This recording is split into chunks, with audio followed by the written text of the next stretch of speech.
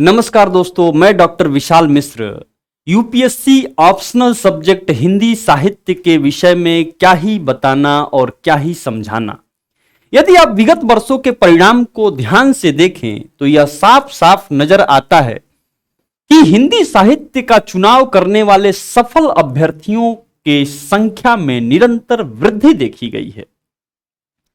इस विषय को आप आंख मूंद कर ले सकते हैं। यह विषय अपने आप में दिलचस्प और जबरदस्त है। आज पहली बार मैं आपके सामने मुखातिब हो रहा हूं। इस कड़ी में साहित्य क्या है विषय पर मैं आपसे चर्चा करूंगा। दोस्तों, जब हम साहित्य की बात करते हैं तो साहित्य में शब्द और अर्थ का सहभाव होता है, यानी कि शब्द और अर्थ के मिलने से साहित्य की निर्मिति होती है।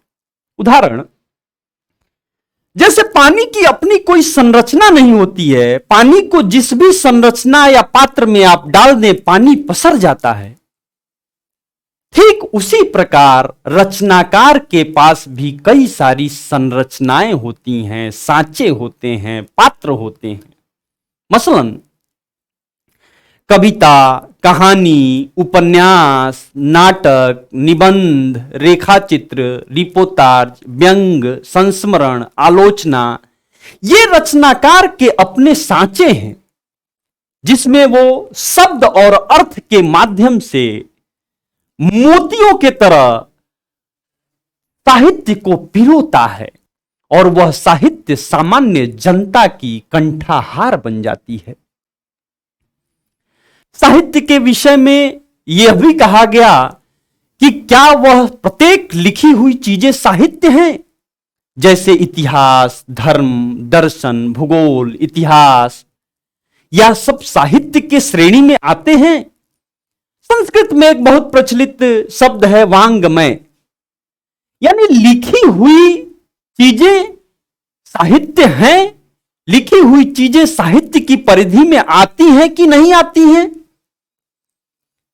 संस्कृत के एक आचार्य हुए आचार्य भामा, वो लिखते हैं कि शब्दार्थो सहितो काव्यम। जहां शब्द के साथ अर्थ और अर्थ के साथ भाव भी आ जाए वही साहित्य है। यानी साहित्य में शब्द और अर्थ ही पर्याप्त नहीं है, साहित्य में शब्द और अर्थ के साथ साथ भाव का होना बहुत जरूरी है, कल्पना का होना बहुत जरूरी है, इंद्रिय बोध का होना बहुत जरूरी है। साहित्य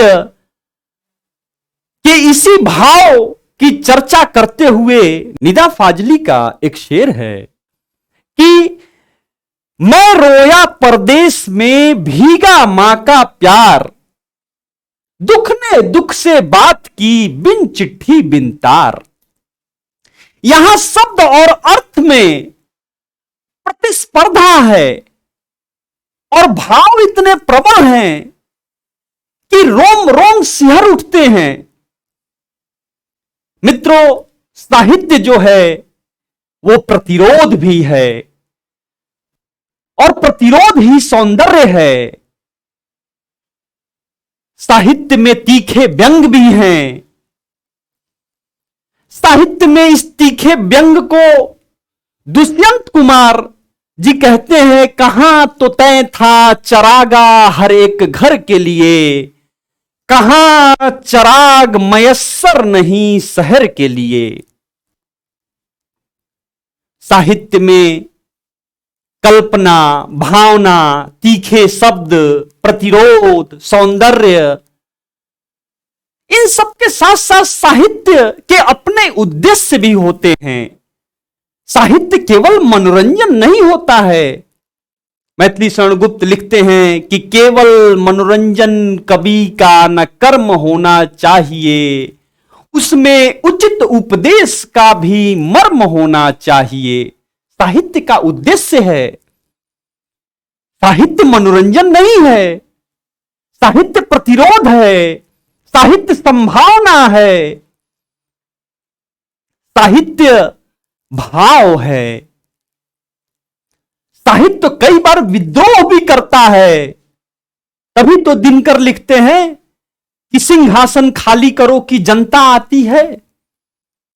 तो इस प्रकार साहित्य अपने शब्द में, अर्थ में और भाव में जुड़ा हुआ त्रिवेणी है। धन्यवाद।